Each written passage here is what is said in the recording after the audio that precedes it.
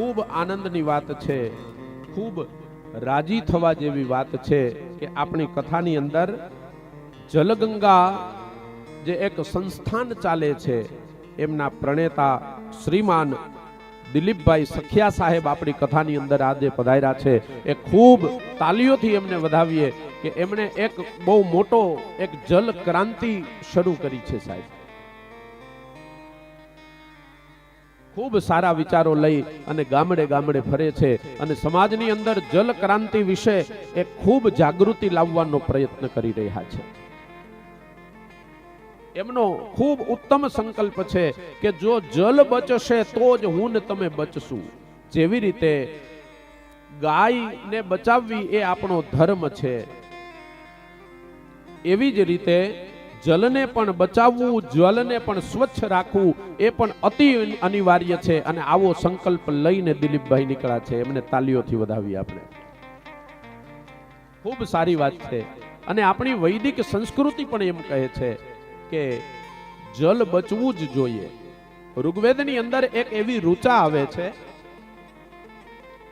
આપોહિષ્ઠા મયો ભુવસ્ત ઉર્જે દધાતન મહે રણાય ચક્ષસે.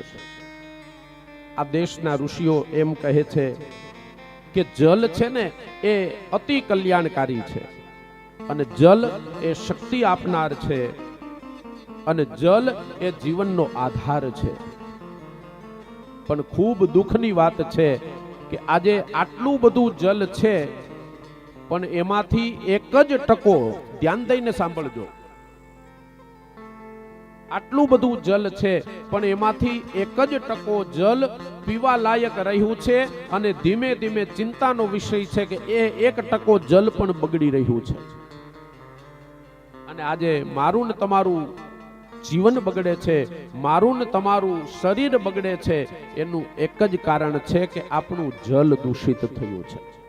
ત્યારે એક આવો શુભ સંકલ્પ લઈને નીકળ્યા છે કે આ ભારત દેશનું જલ સ્વચ્છ થવું જોઈએ અને આપણા ગામની અંદર જે રહેલું જલ હોય એ આપણા જ ગામની અંદર રહેવું જોઈએ અને આપણી ખેતીની ઉપજ વધવી જોઈએ. પણ એના માટે આપણે બધાએ પણ સંકલ્પિત થવું પડશે કે આપણે જલને બચાવશું અને જલને સ્વચ્છ રાખશું.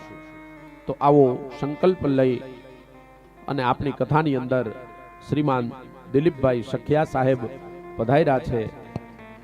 તો અહીંયા આયોજકો દ્વારા જે કાંઈ પણ એમનું સન્માન સમારંભ જે કાર્યક્રમ હોય એ થોડો લઈ અને ફરીથી પાછા આપણે કથા યાત્રાની અંદર જોડાશું.